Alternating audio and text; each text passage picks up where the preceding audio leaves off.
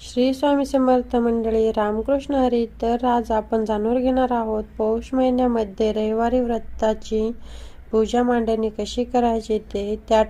त्यासाठी आपण सर्वप्रथम ज्या ठिकाणी आपण पूजा मांडणी करणार आहोत ते ठिकाण स्वच्छ करून घ्यायचे आहे.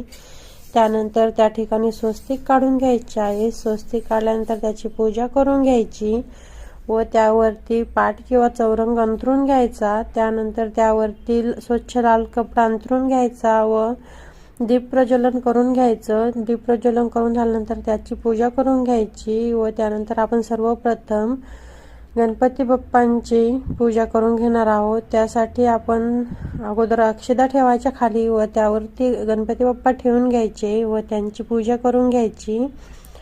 व हे व्रत सूर्यदेवांसाठी करतो आपण. आपल्या नवऱ्याला आयुष्य लाभावं म्हणून प्रत्येक सुवासिनी करते. त्या